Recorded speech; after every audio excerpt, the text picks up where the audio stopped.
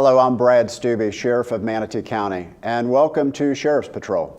And I'm Dave Bristow. Coming up on Sheriff's Patrol, we'll have some tips on online shopping, and we'll also tell you who our Deputies of the Month are. But first on Sheriff's Patrol, shoplifting seems like a minor crime when you think of someone stealing a candy bar or maybe a six-pack of beer. But the world of retail theft has grown into a large criminal enterprise. The Sheriff's Office recently conducted a retail theft operation, which resulted in 26 arrests. Here's more from Sheriff Patrol's Randy Warren. Dave, everybody knows that shoplifting is an ongoing problem, but most people, unless they pay attention to the national statistics, probably don't realize that more than $13 billion worth of goods are lifted from stores in this country each year. Well, here locally, retailers are fed up, and deputies are on the lookout. Walmart, Lowe's, and Bell's, among other retailers, are popular targets for people who think they can take merchandise out the door without having to pay for it. A lot of these folks felt they had a free pass, but the fact is we blended in. Matter of fact, some of these suspects walked right by us and didn't even know it. In this recent retail theft operation, deputies in both Manatee and Sarasota worked very closely with the stores to catch the shoplifters. We identified them or the activity. They would essentially just watch the act. We observed them from in the store, and we're relaying that communication out. They would call us. We let them exit the building, and then we let them clear the building. We'd be waiting in the parking lot. And then they make the apprehension. Bill McLaughlin is Vice President of Loss Prevention. It is a growing problem for Bell's department stores. And we're taking their activities seriously. His loss prevention team watches shoppers in a multitude of stores from this remote monitoring center.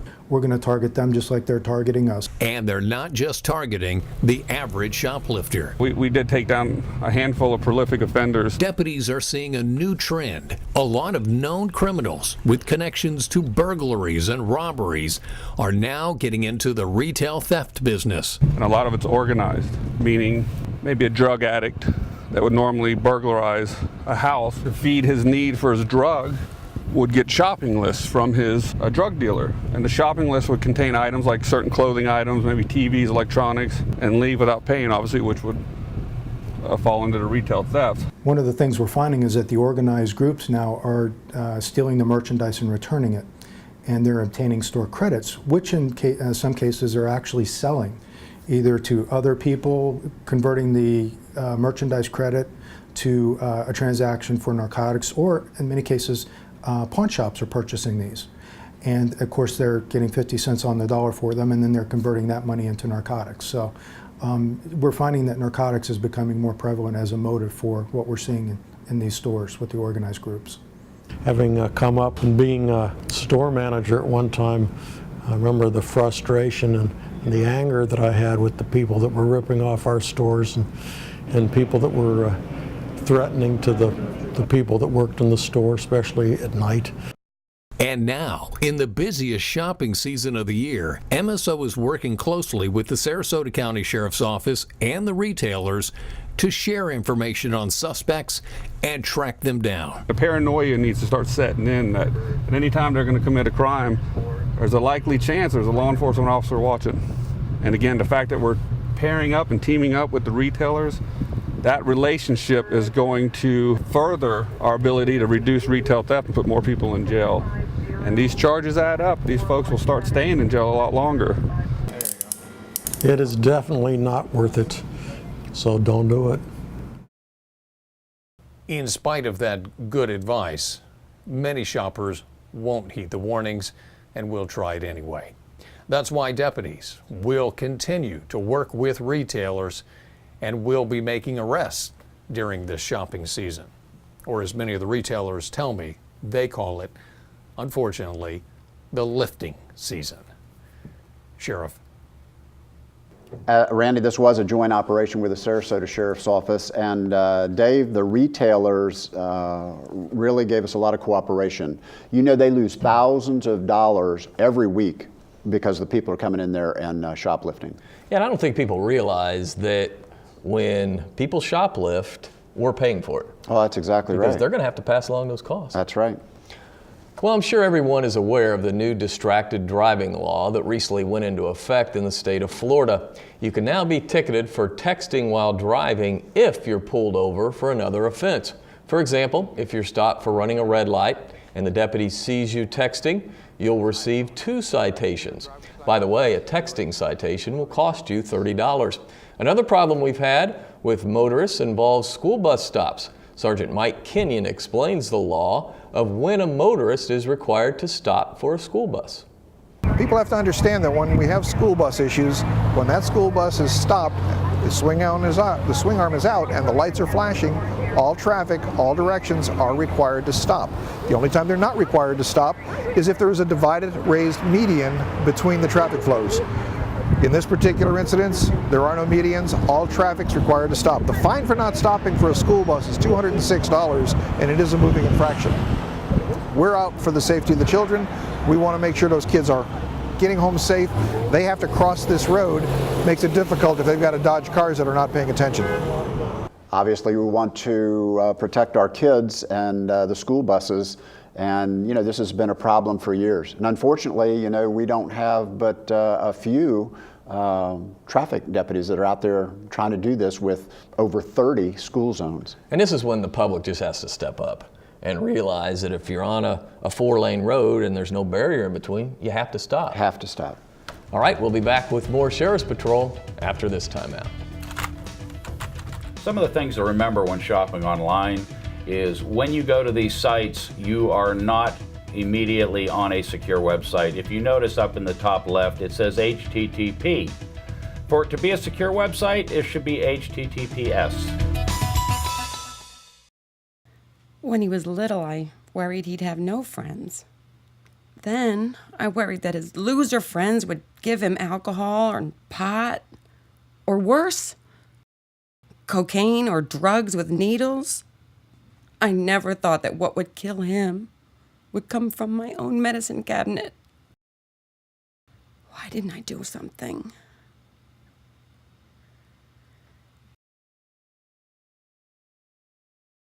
At NASCAR, we spend a lot of time and energy making sure racing is competitive and safe. We analyze every part of the race to gain an advantage, and we use the latest safety systems to protect ourselves. The most important safety device we have, you can use it too, the safety belt. Wearing a safety belt reduces the risk of serious injury or death in a collision by 50%. For yourself and your family, make sure everyone wears a safety belt. Every time, every trip.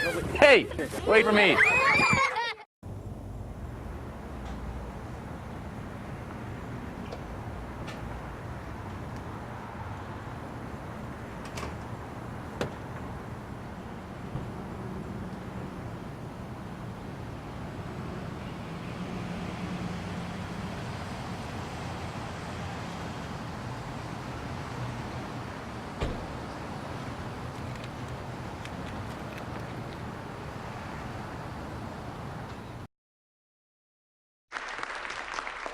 Today I'm going to talk about Patty. Patty's best characteristics, she's stupid. Stupid and ugly. Everything she does is ugly. Watch her eat. Watch her stuff her face. Look at her. Greasy hair, dirty fingernails. It makes me want to vomit. Get a life, Patty. Thank you.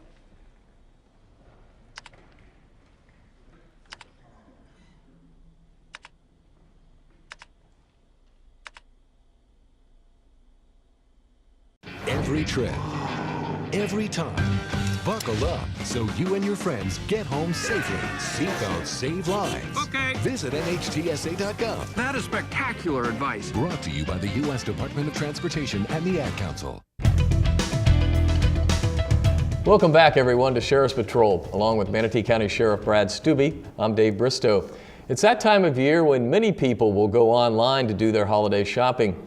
We have crime prevention specialist Alan Fifield here with some tips on how to protect yourself when shopping on the internet. Hi, I'm Deputy Alan Fifield. With the click of a mouse or a touch of a computer screen, shoppers can buy almost anything online.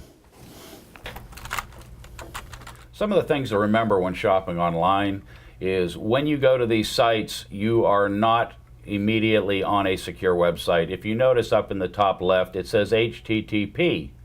For it to be a secure website, it should be HTTPS. On the far right, in the address bar, when it is a secure website, there will also be a locked padlock. Many of your shopping sites will not have that until you go to the checkout phase to enter your credit card information. Now, some websites, such as banking websites, and I'm just going to one here, this is suntrust.com, you will notice it immediately has the HTTPS in the address bar and the locked padlock on the far right in the address bar, indicating that it is a secure website and a lot safer for you to be on. Look for these type of websites when you're shopping online. Try to do business with companies you already know. One of the companies I do a lot of online shopping with is the Bass Pro Shops website. Like I said, if you notice, when I originally go to it, the site is not secure at this time. There is no S after the HTTP, and there is no padlock on the far right of the address bar. That's going to occur when I buy something, go to my cart to pay for my products. Then it will switch over to a secure website to help protect your cards. One of the options you may want to think about using when you go to pay for something at one of these online sites is PayPal. It's a very safe way to shop with your credit cards. PayPal holds your information. Your credit card information will not go to the websites you're buying from. PayPal controls all that. So that's a safe way to do business. Read the reviews on these companies you're going to shop with. Look at the complaints that people have filled out. Check in, do your research before you go online and shop at these different businesses. If it sounds too good to be true in the price, it probably is. Use a credit card when ordering online. You're better protected when using your credit card by the Federal Fair Credit Act. That allows you to dispute charges that may not be yours with your credit card companies.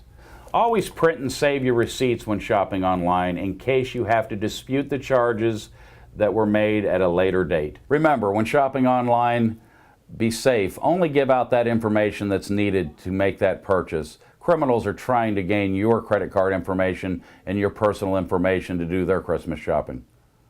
Okay, some good tips there from Deputy Fifield. Now we'll turn to news from the Sheriff's Office. Our deputies of the month are Daryl Davis and Lieutenant Robert Pereira. Lieutenant Pereira was honored for intervening in a possible suicide and potentially saving the person's life. Detective Davis was off duty when approached by a subject who had just been robbed. Detective Davis obtained the suspect description and was able to track him down and also get the victim's stolen property back. Moving to promotions, our new first-class deputies are Orlando Pachaco and John Belt. Promoted to sergeant are Kerry Chapman and Brad Peterson. And moving to lieutenant are Darren Bankert and Robert Miller. In years of service with 20 years at MSO, Deputy Kim Zink, Deputy Ralph Bryant, Deputy Daniel Parham, and Deputy Derek Pollock. And we can't forget Mary Yan. Listen to this. She's been at MSO now for 35 years. Finally, several retirements to pass along. Celeste Bessel, Carolyn Arbogast, Deputy Robert Miller, and Major Keith Stewart.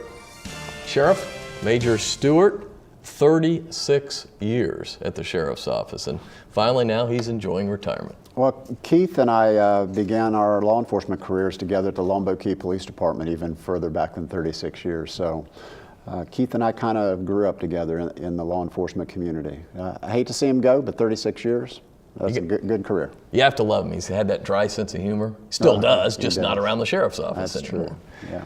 Sheriff, next up we have an extremely important topic to talk about. Did you know that sudden infant death syndrome, commonly known as SIDS, is a leading cause of death among infants between 1 month and 1 year old? Major Connie Shingeldecker shows us what we can do to reduce the risk of SIDS as well as other sleep-related deaths. Well, today we're going to talk about the unsafe sleep environment that is depicted with our doll, Julie, who is our prop today. And as you can see, there are a number of items in this pack and play, which is, in and of itself would be a safe sleep environment for an infant. However, we've got a lot of stuff going on in this pack and play. So the first thing we want to do is take any pillows, stuffed animals, objects out of the sleep environment that the infant is in. Flat, firm surface is all we need. Now, let's look at what else we have. Blankets. We really do not need a blanket inside the pack and play or crib with this infant.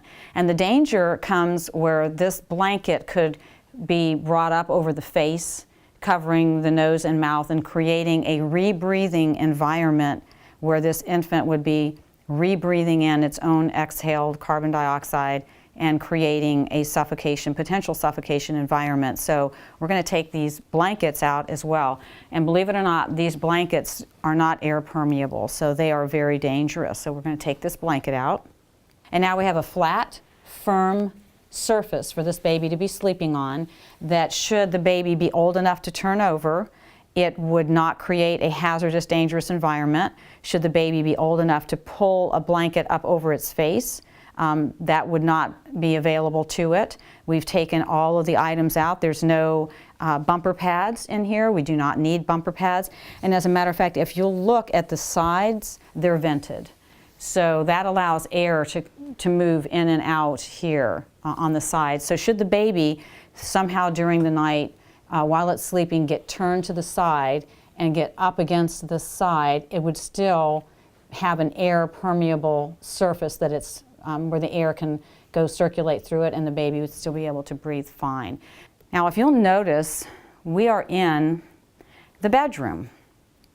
This infant has its own safe sleep environment, and this is the bed where the adults should be sleeping and where adult pillows and so forth belong. So these are areas where adults should be sleeping, and babies have their own safe sleep environment. So now, if in the middle of the night you want to, if a mom is breastfeeding and she wants to bring the baby out of the bed, breastfeed the baby needs to then go back into its own safe sleep environment, not being brought into the bed. When you have two adults in this bed, they take up a lot of room, and they also cause mattresses to be uneven and babies to roll into adults, depending on the weight of the adult. So that creates, again, a very dangerous sleep environment, as does a couch or reclining chair.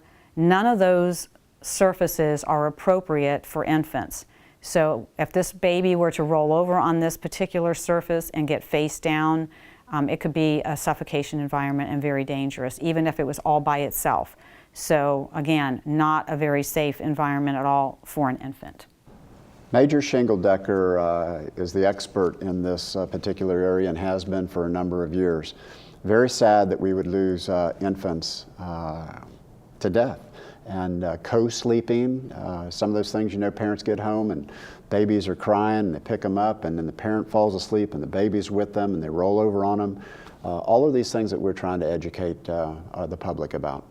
And a lot of times people just don't think about it. And They that's what don't. we're trying to do. That's exactly right. Just get the word out there. All right, don't go away. We'll have more Sheriff's Patrol right after this. During the night, a person's body heat is going to stand out versus the backdrop of tree lines, the land, and the water temperature, especially as the weather gets colder.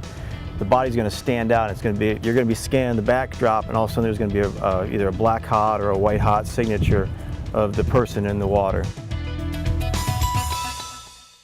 And I had no clue that Brett and Josh didn't have their seatbelts on. Tonight, a tragic end to the year for students at Lakewood Ranch High School in Mayaca City. Felt like we flipped maybe 15 times. Click your seatbelt. In those seconds that it takes to do that will save your life.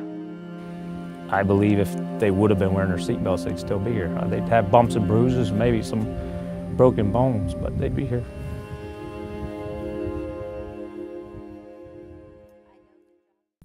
I don't know. My mom said I should be home at midnight. Don't worry. I'll make sure I get you home. Happy anniversary.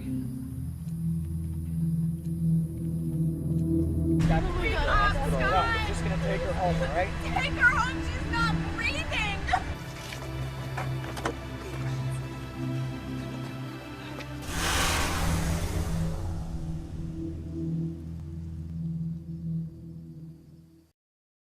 Thanks. You believe this guy?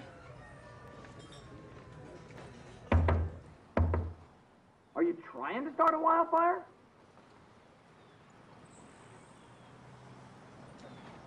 Sorry. Pass the honey? 9 out of 10 wildfires are caused by humans. Only you can prevent wildfires.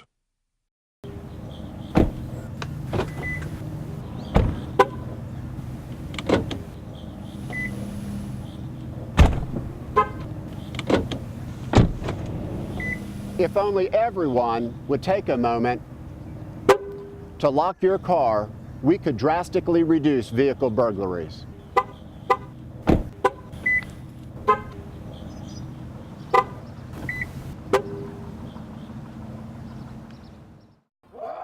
Red 78, watch 32, watch 32. Go! You wouldn't text while playing football.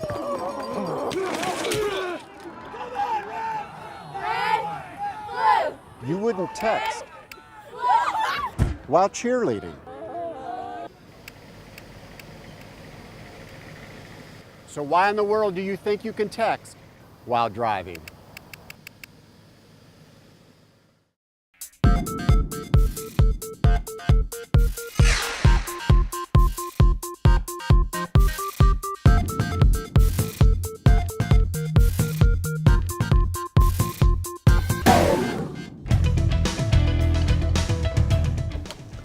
Welcome back to our show. The Gold Star Club of Manatee County recently offered a reward of $10,000 for information that could lead to an arrest and conviction in the death investigation case of Patrick Mullins. The Mullins family has also raised over $10,000 in reward money. Mullins went out in his boat back in late January and never returned home. 9 days later, his body turned up at the mouth of the Manatee River. The medical examiner's office ruled that Mullins died from a gunshot wound, but they've been unable to rule whether the death was a homicide or a suicide. Now, if you have information, you can contact us at 941-747-3011, or of course, you can call Crime Stoppers, remain anonymous, 866-634-TIPS. And Sheriff, we would like nothing more than to get some information, because we haven't had a lot of information come in on this case. Well, and that's exactly right. We want to thank Ron Getman and the Gold Star Club, the men and women of that organization that have stepped up for us time and time again to offer rewards for cases just like this. And again, if you have any information whatsoever, all you have to do is call Crime Stoppers. Sheriff, you know, we have a new piece of equipment for our Marine unit that will certainly help out with missing boaters and also missing swimmers. Take a look at what this new infrared camera can do. Marine 218, we're 10-4. We just recently purchased a new flare system. It's going to enhance our abilities during the operating at night. We currently do utilize night vision, but you require a lot of ambient light to aid the night vision.